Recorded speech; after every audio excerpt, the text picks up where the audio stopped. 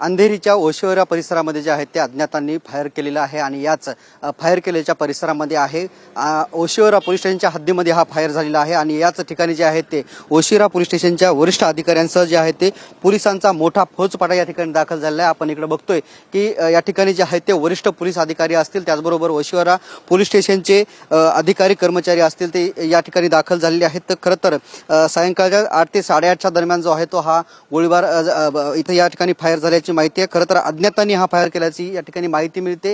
या ठिकाणी आपण बघतोय की मोठ्या प्रमाणात आता पोलीस दाखल झालेले आहेत आणि आपण बघतो की या साईडला जे आहे ते मोठ्या प्रमाणात पोलीस आहेत। पोलिसांचा फौजफाटा या ठिकाणी जे आहे ते मोठ्या प्रमाणात जागृत आहे। पोलीस जे आहेत ते घटनास्थळी पोहोचले आहेत। घटनास्थळावरती कसून चौकशी करतायत आणि याच ओशिवरा पोलीस स्टेशनचे पोलीस अधिकारी असतील, त्याचबरोबर पोलीस अधिकाऱ्यांची टीम जी असेल तर या सगळ्या घटनेची सखून चौकशी करतायत, तपासणी करतायत। खरं तर सीसीटीव्हीच्या आधारे ही पोलिस कुठे काही मिळते का हे देखील पोलीस पाहतायत।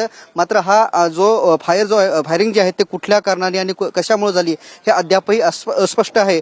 या ठिकाणी जे आहे ते फायरिंग झाल्यामुळे जे आहे ते परिसरामध्ये सध्या तरी आपल्याला दहशतीचं वातावरण पाहायला मिळते। खरं तर सायंकाळी 7:30च्या 8च्या दरम्यान ही गोळीबार झाल्याची माहिती मिळते। अज्ञातांकडून हा गोळीबार झाल्याची माहिती या ठिकाणी आपल्याला मिळते। या ठिकाणी वरिष्ठ पोलीस अधिकारी असतील, त्याचबरोबर ओशिवरा पोलीस स्टेशनचे कर्मचारी असतील हे ठिकाणी दाखल झालेले आहेत आणि याच गोळीबारामुळे जे आहे ते परिसरामध्ये मोठा आपल्याला या ठिकाणी दहशत पसरल्याचंही पाहायला मिळते। नेमकं आता हा गोळीबार कुणी केला, का केला याचा शोध जे आहे ते पोलीस घेताना आपल्याला दिसत आहे।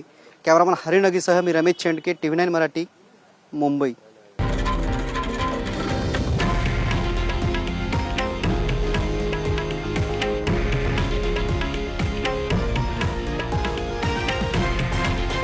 हे आहे देशातील नंबर 1 न्यूज नेटवर्क आणि आपण पाहत आहात TV9 मराठी, एकमेव।